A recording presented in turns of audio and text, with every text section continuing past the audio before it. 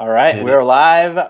What's up, everybody? Welcome to the HuskGuys podcast. It is August 5th. It's a Monday following an outstanding spring practice from a Saturday. We got a very special guest tonight, a very sleep-deprived, brand new dad joining us tonight. Connor Happer is on the show. Connor, pumped to have you on. We'll give you a proper intro here in a second. Andrew, my brother, is on here as well. And we are very excited to kick this thing off. But first, let's kick this thing off with a little bit of a word from our sponsors, which, as you guys know, is just us. It is Pipeline Jerky. Connor, I don't know if you knew we were behind that, but Pipeline Jerky is created for the Huskers offensive linemen. Every bag sold of the beef jerky and pork jerky goes directly to the Huskers offensive line. We're trying to rebuild the pipeline. They look pretty good. They look good on Saturday. We'll dive into a little bit of that. We got a new starting five, which will be very interesting to look at. But the guys are behind it. They've been great supporters of it. We've done some really cool events. We just hosted an event with Omaha Steaks out at a restaurant in York at Chances Are Steakhouse.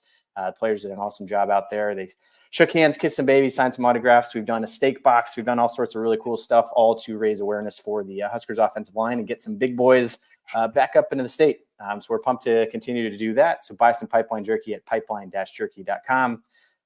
And also HuskGuysStore.com. Make sure you guys check this out. Andrew and I are rocking some of the new gear. I think we might have lost Connor, but we'll keep rolling through it. We got some off-season national champs gear. We got the Kool-Aid gear. We've got all sorts of cool stuff. This is the year gear. We've got all sorts of new cool stuff. This one is the off-season national champ shirt. So we got a ton of good stuff. I think we lost Connor, but we'll keep rolling through this. No, we're not going to ruin the surprise until he gets back. Until he gets back. So do a little intro. Here's what we're going to kick things off with. We have a bunch of content we want to run through. We're definitely going to talk about Mahomes and how the unbelievable virality of the photo that went viral last week. We got a ton of recaps to talk about from Saturday on the spring game itself. Not spring game. What do we get? What do we even call this thing? The fall preview.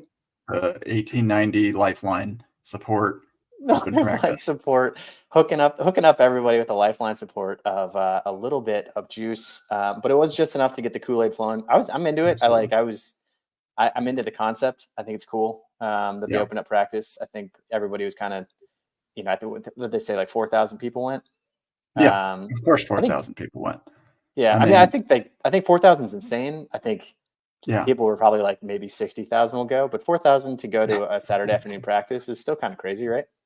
Yeah, I think my initial impression was the exact same. Like Husker fans are insane. They'll take in a practice, and honestly, there wasn't that much of a notice. Like it was maybe a couple weeks beforehand, and people were just like, "Yep, that's on the calendar. We're doing that. That is a family outing. We are going to go take in practice, watch some drills, see how the boys are looking." So on that end, 3,500 people, pretty good number. On the other hand, I think Husker Nation is definitely going to turn out for the next one that happens like next year. Like this is something that if it becomes a yearly event, which Rule kind of came back and said, like, I want to do this, maybe one in the spring as well, like in addition to the spring game, and then, next summer as well and stuff. That could definitely become a momentum building thing. Like you start looking forward to summer camp because there's a, summer open practice and stuff coming up. So I guess it's kind of like that Friday night. Yeah, it's like the Friday Night Lights thing that happened. I don't even know how long ago that was, but I think any inside glimpse that anybody looks at least, it's some of this high level stuff that I was seeing is people appreciated seeing like a full practice. They appreciated seeing how organized Rule was. They appreciated seeing like the hustle and like the depth and the different ways that they approach practice. I think that stuff's so new that like, you go to a spring game, you kind of know what you're going to see. You're going to see, football. So I think to see like a very choreographed college football practice and from everything I've heard and read and seen, because I was not physically there, it was a good practice. Like they really ran through the drills. Like this is how it really goes. This is how it typically goes. I mean, to the point where people are getting injured, which really stinks. Yeah, that's for sure. Yeah, it sounded not good for Roger Gradney. It sounds like that one. Did they say what he's like a 4-star athlete freshman? But I haven't heard the official word. It sounded like it was some sort of non-contact twist and turn and knee type injury. But there we go. Hey, welcome to the internet. Ah, The I'm internet. Connor. Some of these guys before the show started, I very rarely have internet problems. 8:00, bang, it hits. And then of course we go live. Here's pipeline jerky and bang, it hits again. So we reset the router. We'll see what happens now. No guarantees. If I fall off, then we'll replug it again. But thanks for having me, guys. Hello. Hey, you're completely forgiven. You missed our big intro and we didn't want to ruin it, but this is the screen you went on. You get a complete pass for your internet. You get a pass for everything. I cannot believe that you're on this podcast right now. We're greatly appreciative of you. Congratulations. I want to say it all live on the air. You put this on the internet, so I know it's like out there, but congratulations to you. I mean, tell us about your weekend. Thank you, man. How was your weekend? So what was it? Thursday night, big storm rolls across, and we're waiting because my wife Jackie, who you guys know, was going to be induced into labor that evening. We were scheduled to go in from like 7 to in between 7 and 9. They gave us a time frame, like we were going to the plumber was coming to us or something like that. Yeah. They were like, "Hey, we'll call you," and we're like, "All right." Cable. Here comes this storm, and and we're like, all right, we gotta batten down the hatches here first and figure that out. Got through it. 9:00 rolls around, and we're like, we should call them. Maybe they forgot about us or something. Called them. They were like, yeah, no, we didn't forget about you. We're just kind of backed up, lost power at the hospital for a little bit. So keep your curveball. Yeah, keep your phone on and maybe try and get some sleep. We'll call you. And sure enough, 3:00 in the morning, we passed out on the couch, and here's the call. And we went in, got there at 4, and started the process, and had baby Sophie on Thursday, late Thursday evening. So it was a eventful start, but a largely uneventful, stay at the hospital. It started you off with like the worst night of sleep of your life, and like before it even began. Preparing, yeah, exactly. We were preparing us for this journey that we're about to go on. I always say that I'm a night owl. Like I stay up till past probably midnight anyway, so I'm pretty ready. And as I was telling you guys before the show, it's mostly mom who is having to deal with all of this stuff. I'm just there to say thumbs up, nice job, and let's move on to the next thing. Mom's doing well. Yeah, she's doing great. We're super pumped, and we're on day 3 at home now, so we're getting used to the new life here.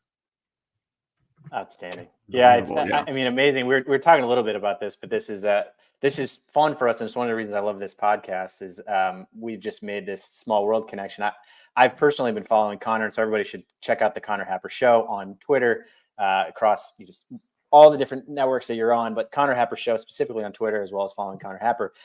I've been following him for as long as he's been doing this, as long as he's been a radio host. And at some point I was telling Connor that he posted a picture of his wife, and I zoomed in and looked at it and was like, that looks crazily like my backdoor neighbor growing up, Jackie Johnson. And it sure enough, there it was. So this small world of, a nameless, faceless, like Husker entities coming together, like the HuskGuys, and was like, wait, I that's crazy. I know this guy. So this is super fun for us that we're huge fans of the Johnson family. We're huge fans of John and Jackie, and Mr. and Mrs. Johnson, who I never was able to call them by their real name. I was called Mr. and Mrs. Johnson. But it's great to have you on the show, Connor. We're really appreciative, especially having a baby. I saw you. I mean, I literally sent you an email about doing this, and then you post your picture. I was like, there's no chance this sleep-deprived mess is going to be on the show. And here he is. I'm trying to put myself through some challenges this week. And so you guys are part of this grand experiment. And so I appreciate you guys having me on. This will be fun. And like you said, small world, this is crazy. So thanks for having me. I'll even add one more. You don't even do your own show today. I listened to your show today. You didn't even do that, but you're doing our show. So we appreciate you. Once again, I'm just trying to slowly wean myself back. I'll do a couple more things here and there. Do the podcast where I could do it in my home studio. But not the show yet. Outstanding. Awesome. All right. Should we dive into these? Should we some Husker football? Let's do it. Okay. So this is the biggest news you missed, was that we have a player that looks like someone else. So for those not watching the live stream, I've got some screenshots up here. And if you completely missed it, I'll walk you through what happened last week. But So Dylan Raiola reported to camp, and there was a picture posted by the Huskers of him wheeling in his suitcase. And I will admit, the Huskers posted on the official feed, they rolled it in, and I kind of did a double take, honestly. I was like, oh, that's weird. It does look like Mahomes a little bit, but like it's a Huskers tweet. It's like, whatever, nothing's going to happen. And all of a sudden, I'm pretty sure the first one to tweet it was the NFL, like the NFL page, and maybe somebody right before them, but the NFL tweeted something directly on top of it. They kind of did one of those like squinty eye faces that are like, this looks like Patrick Mahomes. And then very shortly after, Adam Schefter tweeted, 5-star QB Dylan Raiola pulled up to Nebraska camp looking like Patrick Mahomes. And from then on, the internet went absolutely nuts. like, you know, just the absolute, like, I sort of love things as they start and then like grow and grow and grow. And Adam Schefter like lit fire to this thing. Before long, basically every major news source was talking about how Dylan Raiola not only looks like Patrick Mahomes in this picture, dresses like him, but then also, as I woke up the next morning and watched SportsCenter, on SportsCenter, it was one of the lead stories on SportsCenter. They had an entire segment with Linda Cohn. Tyreek Hill was on it so badly. Patrick Mahomes was saying, we needed to start so bad. Tyreek Hill said, boy, it ain't no way. On the picture itself, Patrick Mahomes said, that's my little cuzzo. Absolutely nuts. But the fact that Linda Cohn is standing there with a straight face, like, wow, Nebraska has a quarterback that looks like Patrick Mahomes. But then they showed a full set of his spring game highlights, showing him, like, you know, throwing off his back foot, throwing off, you know, doing the whole thing. I mean, it was a wild 48 hours. Connor, did you pay attention to any of this? Oh yeah. I saw all this happen.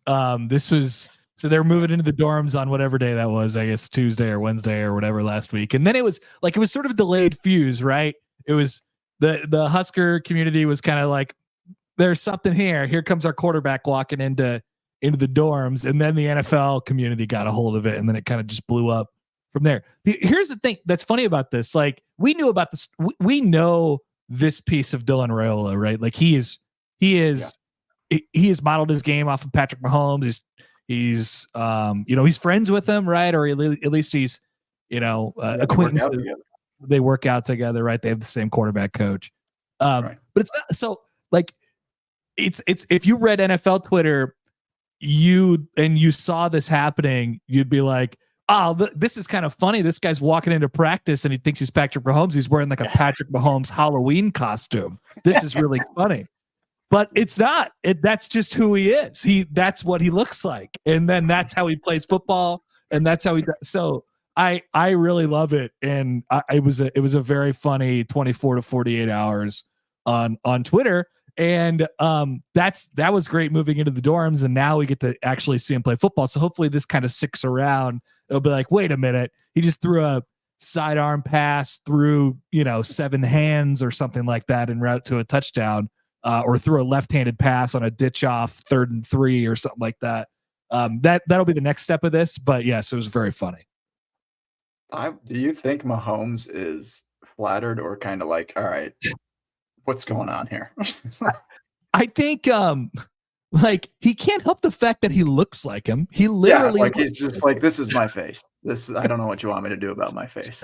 Yeah, right. And so you know, and if he's good at all at quarterback, then people will make comparisons to Patrick Mahomes because he's the best quarterback. Like, that's just, so there's some of it that you just can't even control. But then you add in the fact that they actually, you know, do kind of work together, and they share some acquaintances, and Mahomes will jump in and they'll say, hey, that's my guy. I know him.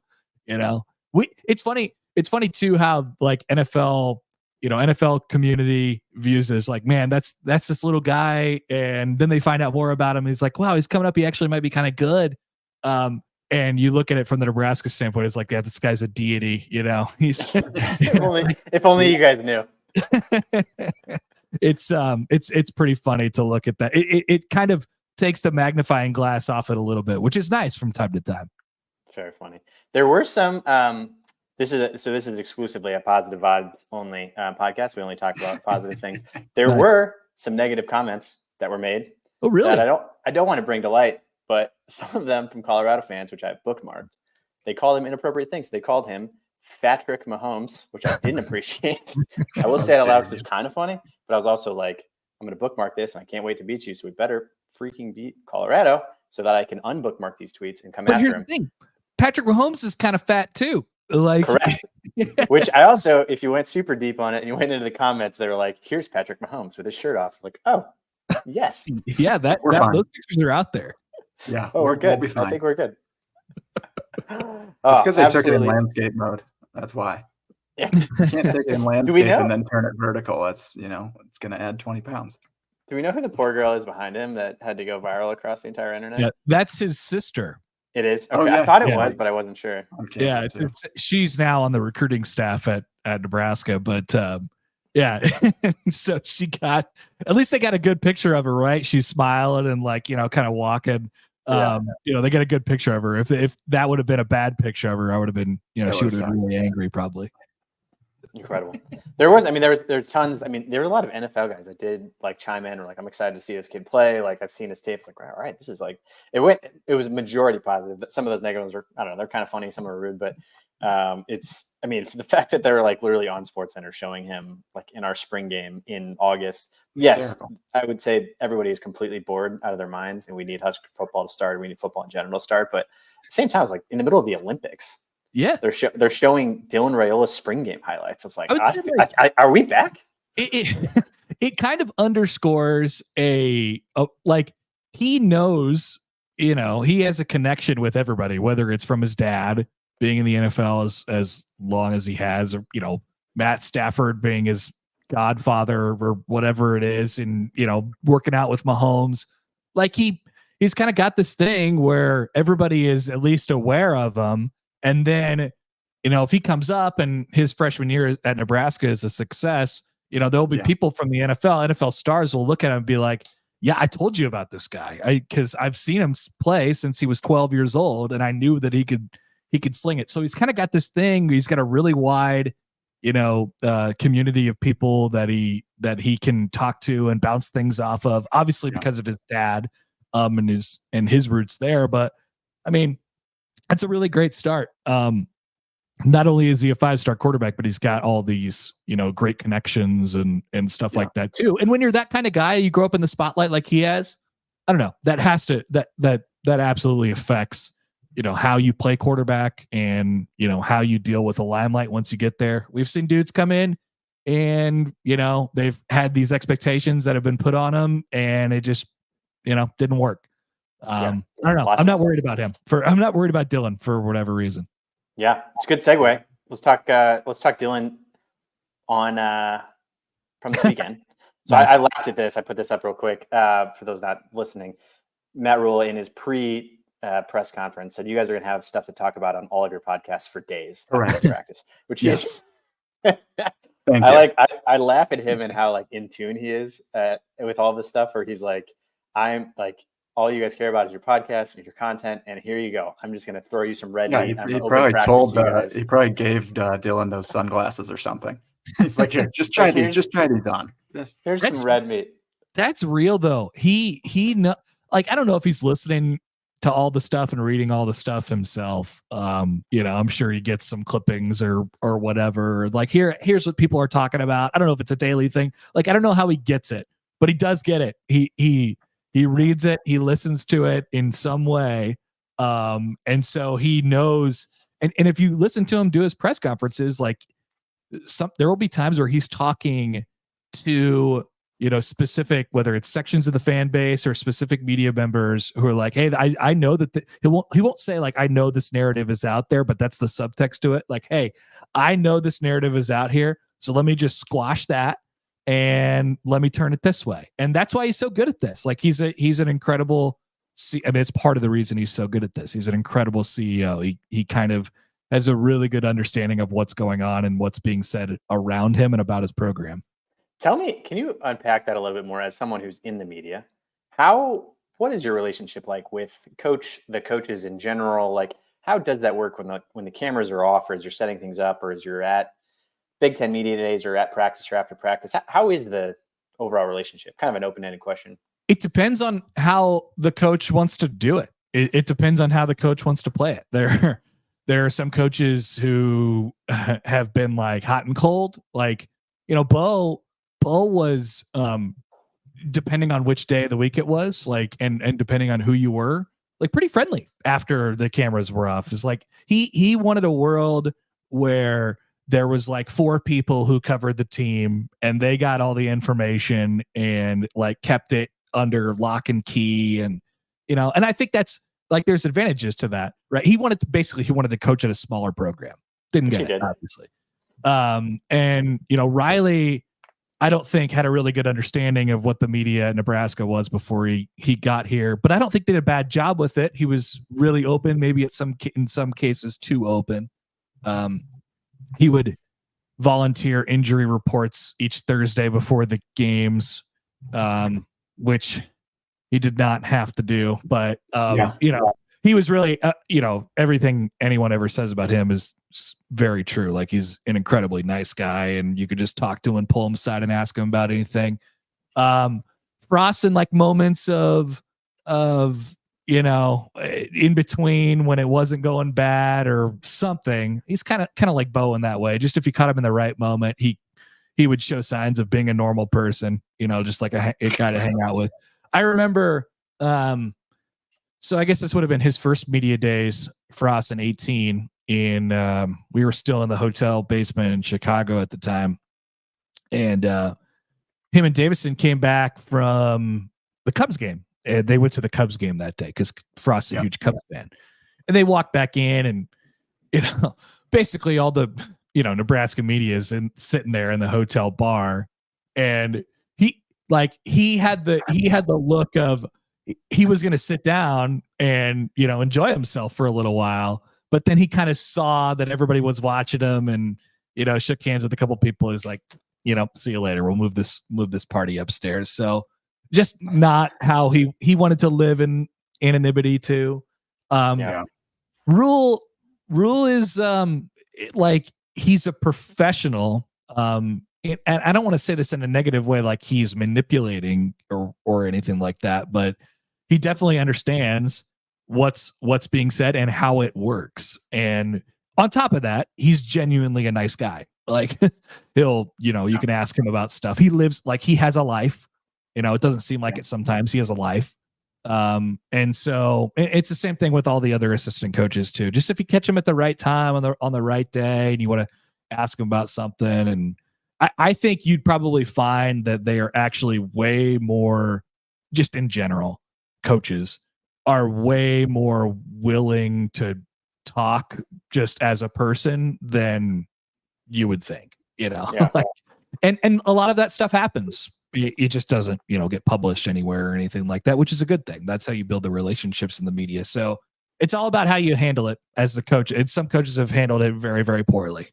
Yeah. I feel like I think it's refreshing and seems like a breath of fresh air a little bit for Rule, at least from our standpoint. Like, I keep going back to Frost, and Frost has been such a hard breakup because, he's beloved and we loved him, and he was like a, favorite player growing up and chosen one, that I felt bad that he felt that he needed to, I feel like he felt like he needed to be distant. Like, his family is off limits, his kids are off limits, his wife's off limits. Like, his private life is completely separate. It seemed like he wanted to be like completely out, and he felt so much pressure because anything off might have like skewed the image. Where it feels like Rule's embraced Lincoln more. He's embraced his family. He talks about his wife. He talks about like the relationship. He talks about how they want to have dinner with the players. That to me feels like a little, maybe it's just maturity and he's done this more. But that feels, it comes across genuine, and whether, it comes across and he's truly embracing the role and the opportunity and the spotlight. Frost really liked the idea that he could, like, he was the coach at Central Florida, so he could go to, Publix and grab a sandwich, and nobody would notice him. Nobody would say hi to him. Maybe one guy slide would be down, like, "Hey, slide down railings, maybe." Florida, right? Yeah, slide down the railing, whatever. He really liked that, and for most of his life, in coaching, he was able to do that, even when he was the offensive coordinator at Oregon, or coaching wide receivers or whatever. When he came here, he set that thing. He set that line down right away. The day he got here, he was like, "We're not talking about this." We're like, that's kind of weird, but okay. And because you're not going to be able to really avoid it.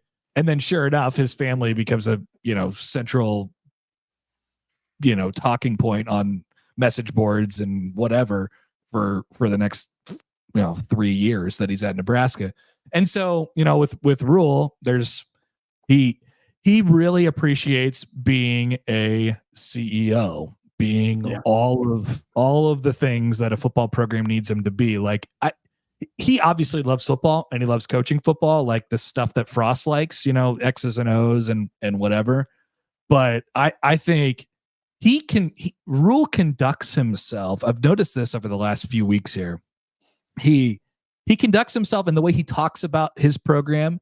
You would be thinking if this was an NFL structure that he was the general manager, that's the way he talks about the team, because he has all these other coaches who are in charge of their things. And now with the gigantic staff, those coaches get to have their own kind of staff a little bit underneath them. And so it's a gigantic operation, but ultimately everything goes through him, and he understands that, and he's not afraid to work 24/7, which is good.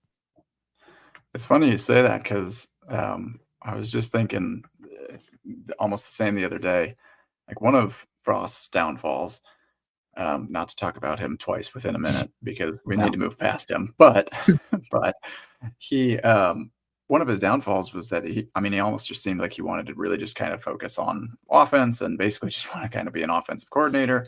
And he'd be really good at that, by the way. He would have been a totally he would have been a good offensive coordinator at Nebraska. Of course. And no doubts about that, but he didn't want to like do that extra, and he didn't want to be that CEO type. And Rule, like, props to him. He wants to, just like any big business or politician for that matter, like, he wants to control the narrative a little bit. Like, he kind of, I think, has his ear to the ground. He has people telling him, but in a way that is like, he's open to criticism, but he wants the narrative around us to be, we are a hardworking, like, we represent a blue collar state. Like, I think he's got the Nebraska message, and he's like now taking it and like preaching Nebraska, even though he's not from here. Like, it's probably one of the more impressive things, is that you almost feel like he's a Nebraskan.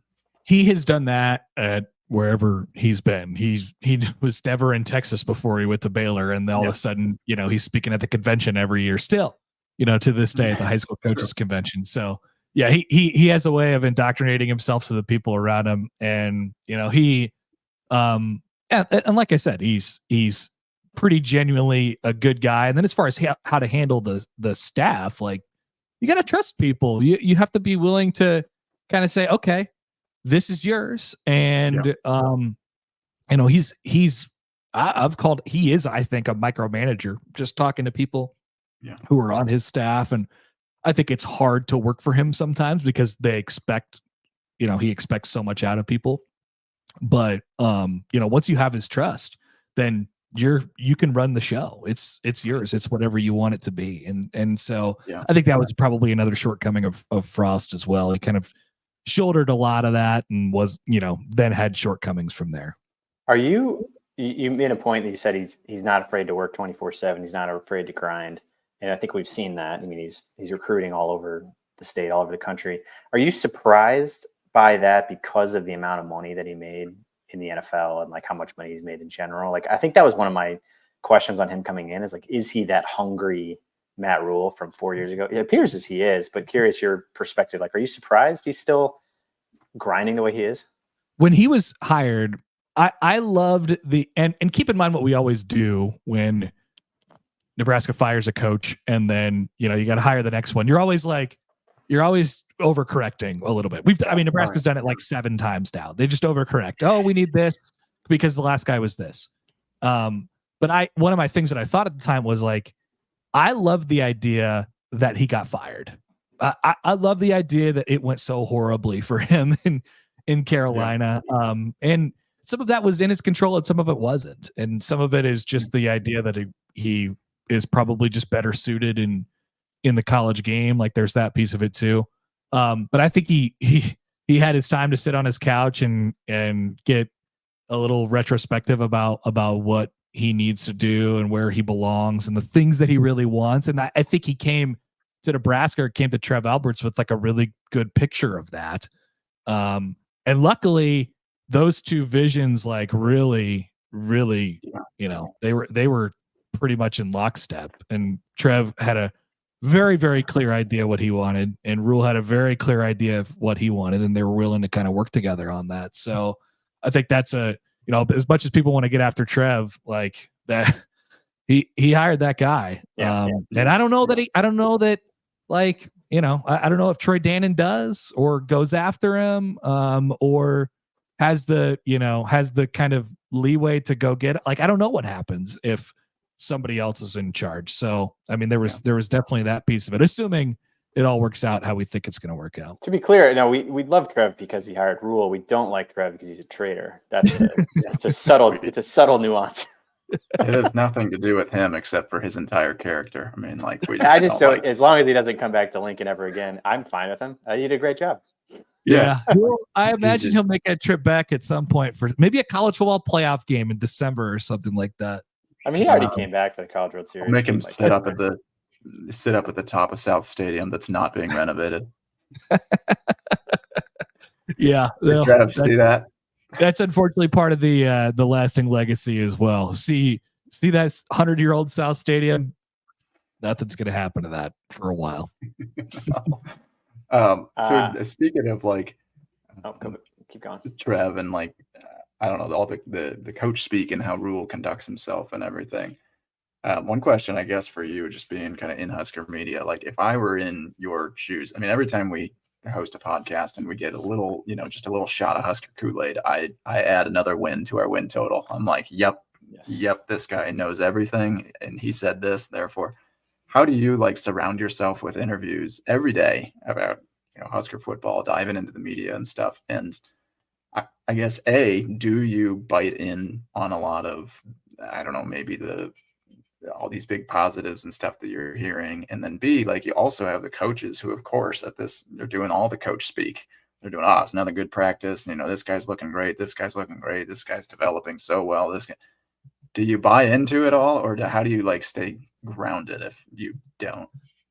That's a great question. I will definitely I will definitely get more positive as we get closer to the season, and like I'll do, because we're all looking for stuff to talk about. Like I'll throw ideas out there of like, hey, here's some reasons why, and we'll make this a couple weeks long thing. I'll do a segment about, hey, if this happens, then what? If this happens, then what? If this doesn't happen, then what? And whatever. And at the end of those conversations, like, yeah, I could get pretty Kool-Aid-y, pretty tasty, pretty sweet. No doubt. Like, so I'll always be more positive at the end of the offseason than I probably was at the beginning.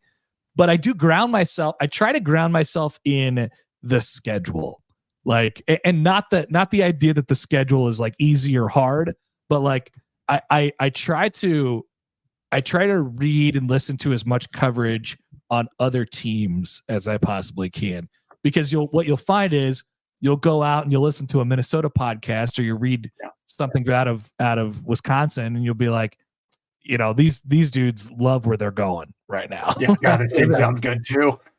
Yeah. They I mean, those guys think that they're going to be really good this year. These teams all sound good. Right. And so you have to kind of figure out what's what, and, be critical when you can, but no doubt about it. But I think we all like fall victim to it. As we, you look at the schedule right there and you're like, let's do it. Gosh, yeah. How do they not win? What do you see, Connor? What do you see? I always do this, like, it's more of a math equation, right? They're gonna lose a game or two that they're not supposed to. I'm not sure they're at the point yet where they're gonna win a game they're not supposed to, which is, I don't know, that'll be an interesting one. And then you get a bunch of 50-50 games. Like, so I don't know, you could convince me of anything from probably 5 to 9. And then I don't like, because they're going to be in like, if you look at, I don't know what's going to happen with Colorado this year, but you just do the Big Ten teams. You like Illinois, Rutgers for sure, UCLA, USC, Wisconsin, Iowa. I mean, those games are going to be 7-point games in the fourth quarter, like all of them. Yep. So, usually you don't win all of those. But maybe you catch lightning in a bottle and you do. So I don't know. It's going to be a fun ride, I think. Yeah, I think that seems to be the consensus is everybody looks at these And Colorado's such a tough one because they smoked us last year, but then they lost every game from there on out, and they're having fights in their locker room right now. And Shiloh Sanders is slapping everybody on their team, and I did see that. That was pretty funny. Yeah. it's absolute just dumpster fire over there. So I would love to beat him so we could just be done with the Deion experiment. But that's a weird one, and I think we're going to that game, so we better win. But also, they smoked us last year, so who knows? But the other ones are, just because we had Brett Ciancia on, who's saying that Purdue is really supposed to struggle this year, Indiana's supposed to struggle. So then you're kind of looking at like, okay, so you get UTEP, you get Northern Iowa, Illinois, and Rutgers, like you said, are kind of like, okay, those will be likely Vegas odds within 7 points. Definitely. But I think everybody's going to this 7-0 number. It's probably not going to be, just because of, like you said, like what we've lost 3 of the last 4 to Illinois. Like who's to say we just automatically come out and beat them? But it does get interesting, and I think that back half is probably the most concerning. I think UCLA with a new coach. USC has Lincoln Riley turned around. You had a guy on that was dogging USC last week that I was like, man, are they not going to be good? That'd be great. The USC guy. Oh, I wasn't there last week. The USC guy was killing USC. He was not happy. Killing him. Yeah, he was on your show, but he was like dogging USC. That's I was funny. like, this guy is like, he wasn't dogging USC. He was dogging Lincoln Riley. We talked to the gosh, I think it was the Northern Iowa guy, and everything's relative because they're the FCS. And, he's the voice of Northern Iowa, but he was having a difficult time. Like, all right, how are we going to make this work? It was the same thing with Purdue. Dean Hart, we had Dean Hart on right before I left, and he was like, I don't know. They got problems everywhere. I think if they get to 6, that'd be good. The Nebraska game's a big game, and whatever it might be. So that is not Nebraska's frame of reference this year. No matter if you're like objective or subjectively looking at the team, you're like, no, it's objectively not fun if they are just trying to scrap and claw to get to 6 anymore. I think we've definitely, landed there toward the end of this offseason. Have you allowed yourself, just for a moment, to flirt with 10-2? Of course. Like, yeah. I mean, just have you let your mind, you've gone there. Okay. You can make a case. Of course you can make a case. Like the case is, it's like that's a gateway drug right there. Yeah. Well, 9-3 is a gateway drug to 10-2. It's like, yeah. Cause if you're at 9-3, you might as well just go the whole deal. Oh, if you're doing 9-3, the whole line at that point or whatever. What's one more? Like, so the case is, all right, the defense is really good. It gets helped out by the fact that the offense isn't turning the ball over 100 times. It's all focused around this idea that the offense turned the ball over 31 times last year. And so theoretically, the defense gets better because they're playing more downhill because they're not put in such bad positions. They get more explosive. They create more turnovers. The offense is like at least fine. You could start there, at least fine. They'll be able to, pass it. They should be able to run it okay. But if you get to that 10 mark, if you get to the 9-10, then you're thinking Raiola's going to get cooking. Like something special is going to happen with him. And how is that not inside the realm of possibility? Like it just is. So of course I've thought about it. I good. It's not likely, but it's in the realm of possibility for sure. It's the most beautiful time of year. It's August 5th, and it is just the off season. It's why we've made these off season champ shirts. It's why we live and die by it. I even put out something today that finished just the absolute like greatest gut punch of all time, losing to Iowa last year, and like the most unthinkable loss in 4 straight losses in November. And this fan base is like absolutely in the dumps. And then today, the top 25 poll came out and we got top 25 votes. It is like nobody does the offseason better at hyping this program up and getting people to believe that we are back and we're going to go start 7-0 and we might finish 9-3. That like, I feel like it just gets into writers' heads that they're like, oh, I totally forgot that they lost 4 straight games and like couldn't beat Iowa, who like barely even had any players left on their team. That it's a beautiful time of year. But I do think it is that what if is you're like, the whole narrative last year is like, what if we had a quarterback with a pulse, that could just like manage an offense? And you're like, hey, Rule, can you figure this out? And he's like, oh, hey, how about the number 1 quarterback in the country?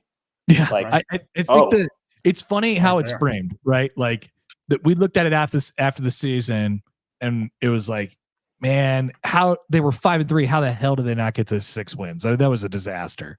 And then you kind of unpack it a little bit more, and Rule talks about it. And I think the way that he frames it up is, along the lines of, I think they were lucky to get to 5. The way it turned out, like if you look at the stats and you like put them in a computer, and that's like it's like a 3-win team. They were minus 17 in the turnover, margin or whatever it was. I mean, it's horrible. So like, I think they felt like we did really good work last year to get to where we got to, fell short. And now we still have that hunger piece of like, this group hasn't accomplished anything yet, but they're all kind of coming back. I've said it on everything that I've done over the last couple of weeks. This defense has like this kind of last dance vibe to them. Like they all came back, and I think you guys tweeted out the thing from Gifford on the chasing 3 thing, right? Is that where I saw that? Yeah. I was banging my chest. Big that was time. awesome. Like that was fantastic, and that's legit. So I think they got a little bit of that like hunger, that edge to them too. From Saturday we had the practice, and we can kind of keep it going on this theme. I wasn't there, but I've read and watched every highlight that existed on. I thought that it was a pretty cool event, and that the bigger takeaways, and again coming back to this Raiola theme that I found, was like almost every tweet that I read of a fan, or even like Sam McEwen said it, a lot of them were like, Dylan continues to be the real deal. Like this, Cornhusker Cole said he's worth the price of admission alone. And I think we haven't had a guy like that in a long time. It's like, it's worth going to the game to see one player. It's worth going to like see the way he commands the field. So I think that seemed to be a pretty common theme on the fan side. I think there was that's interesting. That's a good way. That's an interesting way to frame it. Like Taylor Martinez, Amir Abdullah. But the question, Trey Palmer would be the most recent. Yeah. Tough though, because he's a wide receiver, but for sure, right. you had the sense later in the year that he was going to like go for 200 or whatever it was. Yeah. I'll be curious to see how much like they put on his shoulders. How much are they really going to go out and sling it and really showcase him, especially early on in the season? Because I don't know, there's an argument to be made that that's their best, their best option is to kind of throw it around the yard a little bit. They have good receivers. They have a good quarterback who could get it to them. They don't have a great run game, I don't think. Do you feel like you're hearing, like, it just in conversations with, all the Husker heads, BC, Brunts, Sipple, Callahan, all like in any of these conversations you're having, like, are you hearing any like different tone? Like, are you reading through things differently this year than other years? Or do you feel like it's kind of that same, like, all right, this is when journalists kind of do their thing? Or do you feel like it's, okay, this thing's got some legs, like something's different this year? I don't feel that. I don't, it's pretty, it's always cautiously, I guess, optimistic. And I think that's I don't feel anything different. But man, like, what could really change that? You know what changes like the energy of the program in a hurry? Recruiting. Recruiting. If you get a 5-star recruit or 2 5-star recruits on top of your 5-star quarterback, and then you go out and win games, like, that changes the tenor real fast. Yeah. And we've had a couple on campus recently, and now we're flipping Mosey from Oregon. I mean, his dad came here. We just got to keep recruiting relatives of it's worked people, before. really. We just hired his father, and now we get a 4-star receiver as a package deal. Well, speaking of transfers, 2 of the guys mentioned here, Banks, Nayor, and both of these guys, as well as a ton of different articles that I read, it seemed to be like the wide receiver room was one of the more talked about things from Saturday. What do you think about the depth, Connor, of like the wide receiver room, especially compared to last year? Do you think that's been? I think it's improved. Do you think it's fixed? Where do you think it's at? Oh yeah, I mean, tough to say like, hey, this is going to be really good, but it's definitely going to be better than it was last year. I mean, like they're running Bullock at Alex Bullock, and no offense to him, like they're running him with the 3s at practice now. He was like he was finest baby. Yeah, he was their most probably trustworthy guy at the beginning of last year. Like we were talking about Alex Bullock. We're not talking about him anymore. And, it's Banks and Nair and then the young guys can kind of come along at a reasonable pace. Like here comes Lloyd and Coleman just building off of what they did last year, and Barney can, come in and do some things, and they can mess with Carter Nelson however they want to mess with Carter Nelson, and you got Fedoni in the pass game too. Like, so yeah, they feel a lot better about that spot. And I certainly, just looking at it, I prefer, like, if we're doing wide receivers versus running backs, I prefer the receivers. I just think there's top to bottom better stuff going on there. Yeah, so that brings us into one other thing we had going on here on our just talking points. I was reading through Phil Steele's magazine. He's a big preseason guy, normally pretty accurate. His wide receiver depth chart does shake out kind of interesting. His predicted starters, so he's got Banks at wide receiver 1, and then Lloyd backing him up. I personally think Lloyd's going to be like almost all Big Ten caliber if he has the potential that we are thinking of and that he flashed in the spring game. Wide receiver 2, he had Nair and then Coleman backing him up. I mean, that's a pretty good lineup right there as a 1-2 punch, including your second string. And then in the slot, he had Bonner starting. Then he had Demetrius Bell, but he's hurt. And then IGC, who's coming back kind of off of injury. Are you buying this? I know, right? He's still on the team. Yeah. And he was good. He's like actually pretty dynamic. I mean, are you buying like that as the setup, or where are you at there? Yeah, it's not like, it's not like Banks is going to get 90% of the snaps and Lloyd will get 10. They'll be able to mix with different personnel groupings, but I do think that is pretty accurate. You got to remember, like, Phil Steele. This is why Phil's great, because he literally picks up the phone and calls the coaches, and the coaches give him, the stuff for his magazine, so it's the same stuff where you hear, like broadcasters during the game. So if he mentioned, Bonner, playing, and then we saw it in an open scrimmage on Saturday, like, yeah, I think you got to take that seriously for sure. It's pretty amazing because Bonner's gone from like receiver / tight end to tight end. I think you want to have like a bunch of different bodies. He's a slot receiver. They want to have like 100 different bodies doing 100 different things for that spot. I think that's kind of the idea. So it's intriguing. It really is. But I think they got plenty enough in that room to be able to pass the ball pretty well. What do you think about Carter Nelson? That's my follow-up. I wasn't a huge buy. Like, how could you be on a guy that played 8-man, but obviously you watch him move around and his athleticism is crazy. And then you hear Rule talk about him at media days. It's like, yeah, I'll talk about Carter Nelson all day. Like, basically the idea is we had to get that guy on the field. And so I love that. And I think they actually have an environment where it's not like, we have to force this guy into playing time. He's not quite ready yet, but we have to force him in there. Like, they'll give him a little appetizer and a small diet and let him go, and do well with the stuff that he does right off the bat, and then kind of go from there. So I obviously the ceiling is incredible from an athletic perspective. I don't think he's gonna, have 500 yards receiving this year, but like, whatever he gives you is a cherry on top, because I don't think I was really planning on getting much from him this year. I think it's so insane to hear both of you guys talk about this. I'm just thinking back to like last year, our offensive strategy was just like, I think we just got to run Harburg up the middle again, and maybe he can run somebody over. Fourth string running back. It's just like maybe, maybe Bullock will get open. He probably won't, but. I mean, it's just you just listed 7 wide receivers, a couple tight ends in my play. Like, we haven't even talked about Fedoni. Like, it seems like, at least on paper, again, and it's at least going to be a more exciting product on the field. The defense was exciting last year. The offense was excruciating. It was like you almost had to like leave the room I think the excitement load is not. It's not necessarily about the people, like the personnel.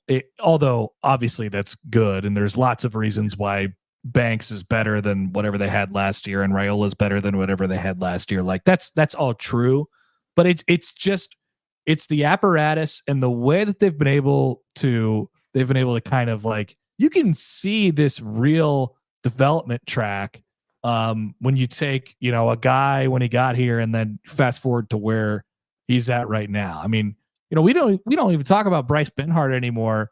Everybody wanted that guy on the moon, at the beginning of last year, and we're talking about him as like a potential all conference guy this year. Like, and we're serious. So, I mean, I think they can really do that, create depth, develop, and then when you add the dudes on top of that, yeah, that's when you really start going.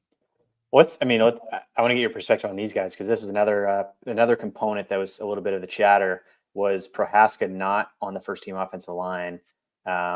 Made Corcoran, who now a lot of folks are thinking he's also going to be an NFL guy, and Benhart being an all-conference potential NFL guy. What do you think of how this at least first team offensive line was looking? Feels like we've got more depth. We love these guys because Pipeline Jerky, they're great supporters. Pipeline-jerky.com. But tell us about, what do you think of the O-line? It seems like they're much improved. We got a ton of guys with a ton of experience. What's your perspective on this unit, and then overall, like the depth side too?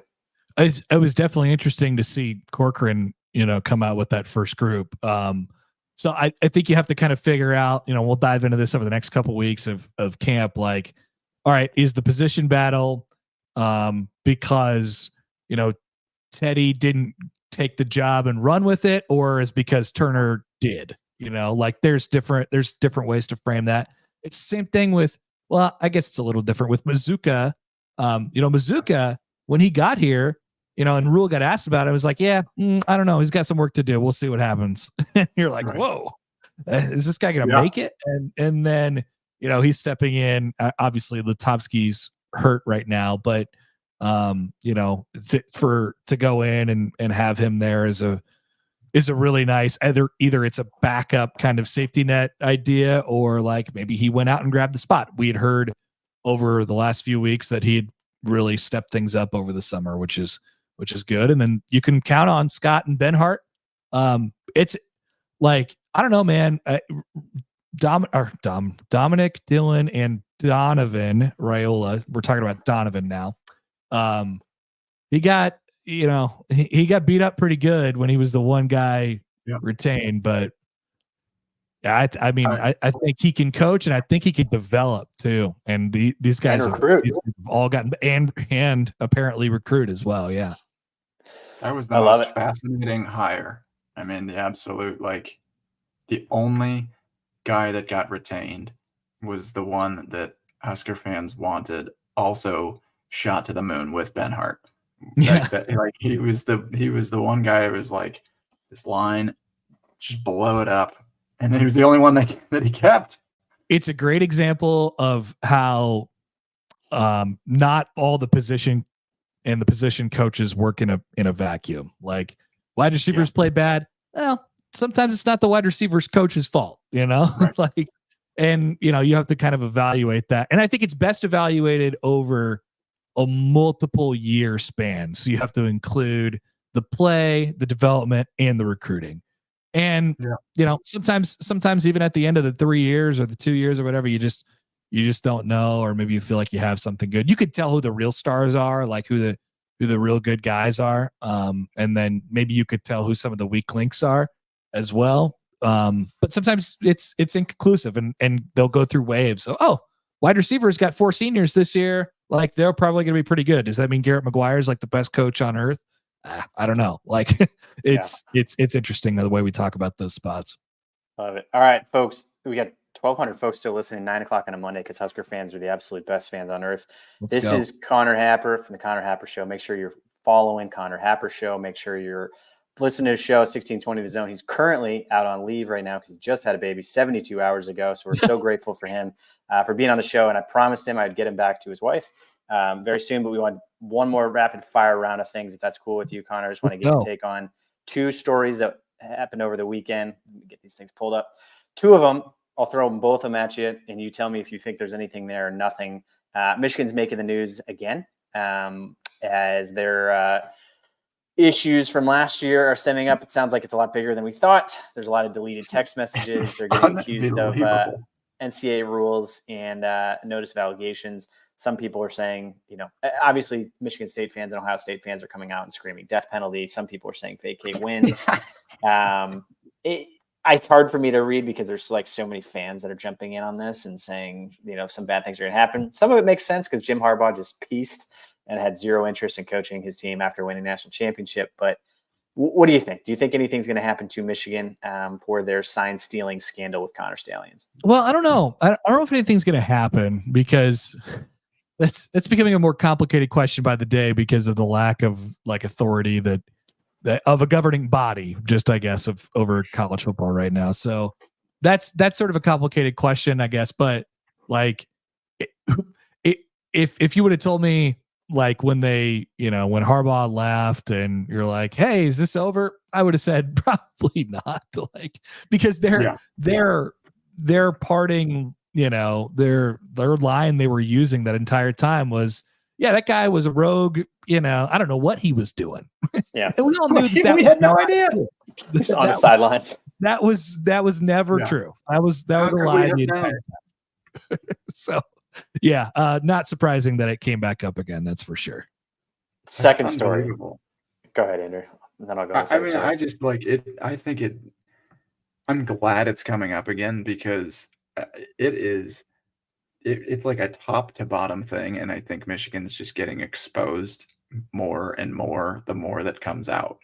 And I don't doubt that there's other teams that might be guilty. Like, that's fine, I guess. If that's your defense, though, as Michigan, it's like it's not a great defense for yourself. You're just pointing fingers at somebody else, and it's just so crazy. I mean, like, the whole sideline in some of these clips is signaling what the other team's going to do. The whole sideline, like the whole team knew about it. There's like the popcorn guys doing signals. I mean, there's just, it's top down, completely corrupt. They obviously cheated. They need to get in trouble for it. And I think it just goes beyond some like, oh, what did that maybe get them like one win? Like, no, you could see how this in close games could really kind of build up. And you won a national championship doing this. Yeah. It's classic Michigan to be like, hey, we were all going 90 down the interstate in a 75. Like, why'd you pull me over? It's like, no, you were going 108, man. Like you were going faster than everybody else. You were taking some more liberties than everybody else. So that's not surprising the way that program, kind of, and the way that university just kind of carries itself. It's pretty, I don't know. They bother me. They've always bothered me. Speaking of programs that carry themselves a certain way in our final segment of the show, but I do want to get your perspective on these guys.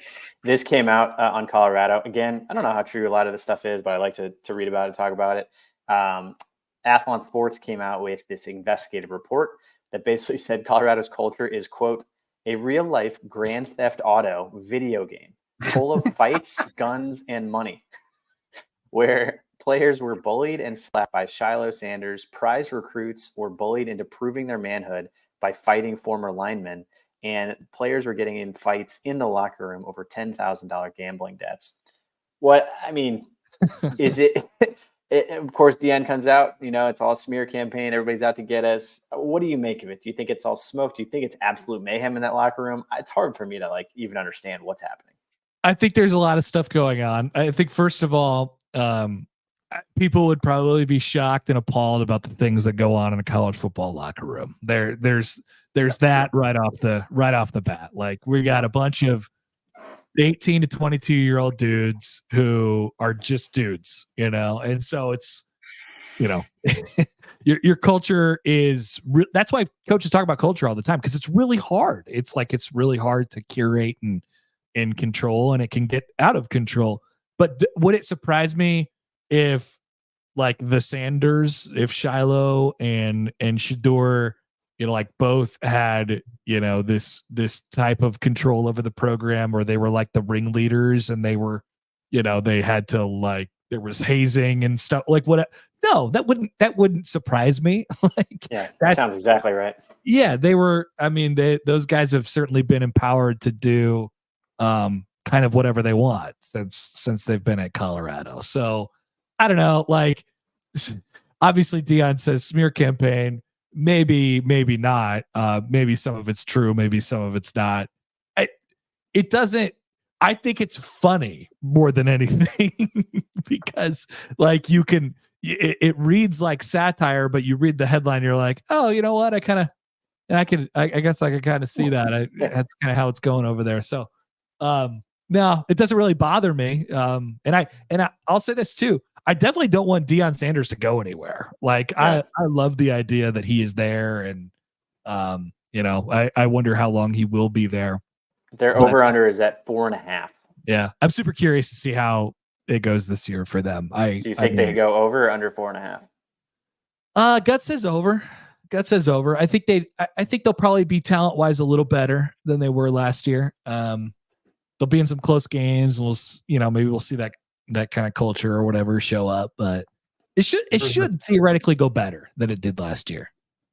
There was a video today of Deion at practice, or maybe it was yesterday, and he's giving a talk to everybody, and he's going, "All right, nobody touch the receivers, and you keep your hands off of the quarterback."